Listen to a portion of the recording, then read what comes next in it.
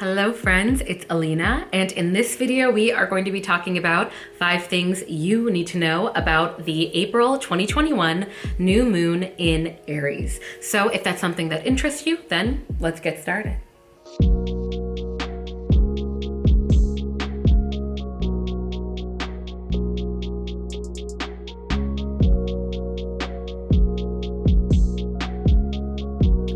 What is up, y'all? How you doing? I hope you're doing well. In this video, we are going to be talking all things new moon in the sign of Aries, how this season and this phase is going to be very conducive to manifesting, going for what we want confidently, communicating confidently, and so much more. We're going to be diving into the transits, and at the very end of this video, I will be offering some customized journaling writing prompts so we can dive even deeper into these themes and get our introspection on. I also wanted to make a quick announcement that we have a small batch of Auralign Astrology planners, my creation, back in stock. We sold out twice since the launch of it last fall, so links are in the description and on the screen. And with all of that said, let's jump in.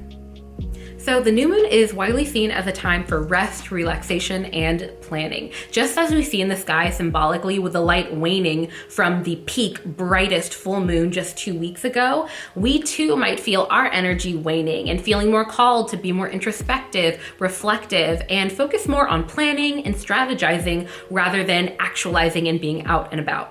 And with this new moon being in the sign of Aries, this fiery cardinal sign, the sign of the ram representing just taking action, actualizing our wants and needs, and speaking up for ourselves, this moon is a very powerful time for manifestation and speaking up for ourselves. Aries' ruling planet in astrology is Mars, the warrior planet. And that kind of explains why Aries can really be that go-getter, the sign that's associated with being more fearless and competitive. And with this being the first sign of the new zodiac year, the first new moon of the zodiac year, with the spring equinox happening at the end of March, I think that it's no coincidence that we're entering this period, this new season in our lives. We too internally can feel called for those fresh starts, for the spring cleaning, for incorporating more fresh and cleansing fruits and vegetables in our lives that are in season. All of these themes are in alignment with Aries season. This zodiac energy is all about starting new things, taking charge, and just looking out for ourselves as we plan for this brand new zodiac year ahead. Now, leading up to this new moon, we have the Sun, Venus, the planet of love, and Mercury, the planet of communication, all entering the sign of Aries. And seeing this really shows that our solar system is aligning to really support our personal growth and self-interest during this new season. As well, this new moon will be squaring off with Pluto, which can bring up some subconscious beliefs and energetic blockages to the surface. For many of us, when we step outside of our comfort zone or focus more on our self-interest for growth, some limiting beliefs can pop up in our minds. A common example of this can be when we're writing out what our biggest goals are for the year or for the next decade or so, and then certain ideas pop up in our minds like, oh, but can you really do it? Oh, but are you good enough? Oh, am I worthy? Those are examples of potential energetic blocks and limiting beliefs that can absolutely be constructive to help you become practical in creating actionable steps towards your goals. But on the flip side to that, sometimes they can just be that. Limiting, untrue, stemming from something that someone told us years ago that we believed, but are not true reflections of ourselves. And so during this new moon, during these themes of taking time to reflect with yourself, now can be a potent time for writing these limiting beliefs out, writing out potential energetic blocks, and getting clear on whether or not they have been actively constructive in your life. So next, what should we expect to feel? With this new moon being in the cardinal sign of Aries, a powerful fire sign, it will be a lot easier to stand in your power confidently. Maybe you're applying for new jobs, expressing yourself, maybe finding the confidence to say no and set up those boundaries. There will be more confidence and acceptance into who you are during this time as you decide what direction you want to go with your life entering this new year. At the same time, you can also expect some potential revelations to come to the surface. A lot of them potentially having to do with, like I mentioned before, limiting beliefs specifically surrounding your self-growth. Oftentimes, I remember, for example, with myself, coming out of high school, I was learning so much about how to be an entrepreneur. I was really aligning and realizing how much power I had in myself to independently grow my wealth, independently build my career.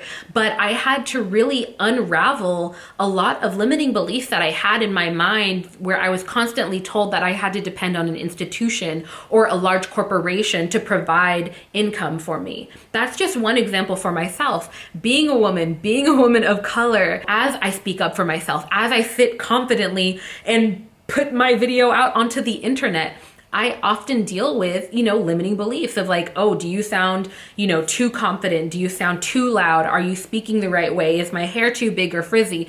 All of these things sound ridiculous speaking out loud, but that's kind of the nature of a lot of these limiting beliefs. They're the type of things that when you say them out loud to friends and people who believe in you and trust you, you immediately realize how illegitimate they truly are. And so that's going to be a potential catalyst for growth during this time. If you do experience that, it'll be very beneficial to consciously identify, write out, and work to dismantle and unravel where certain limiting beliefs might be stemming from. How to harness this energy. First thing, number one, is diving into your manifestation and divination abilities. This can look like things like scripting, visualization, speaking things into existence, and really diving into the different tactics that there are for manifestation.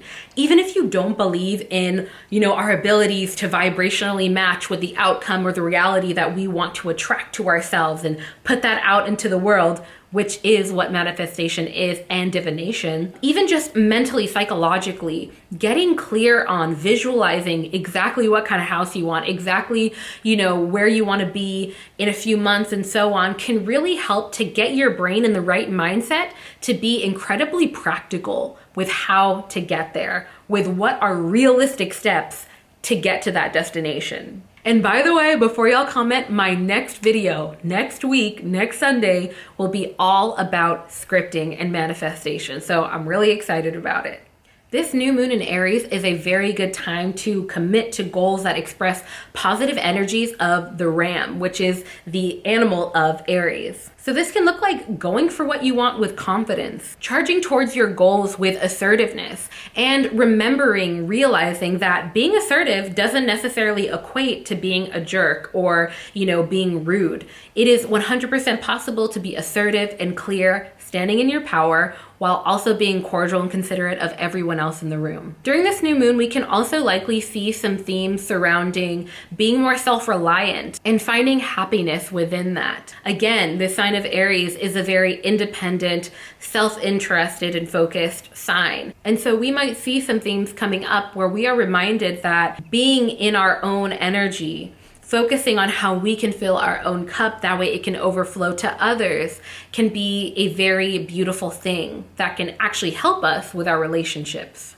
All right, y'all, next, let's dive into these new moon journaling prompt questions. These are all questions that I have specifically written and customized for this new moon and the transit surrounding it to help us all, both you and I, dive deeper into these themes. If you have your Auralign Astrology planner, you can just flip to the new moon ritual page where there are dedicated areas for writing all of these things out. And if you don't have it, you don't need it. You can just use a pen and paper. But links will be in the description for the planner. So what I'll do is project these new moon questions onto the screen. You can pause them, write them out, unpause, and then we'll come back.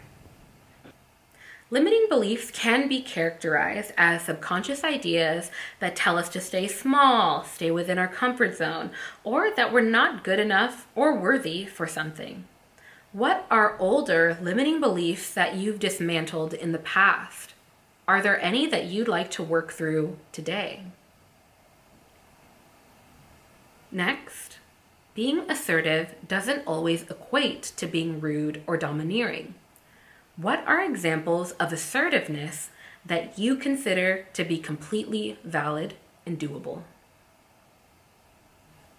What are your intentions or goals moving forward into this new lunar cycle and spring season?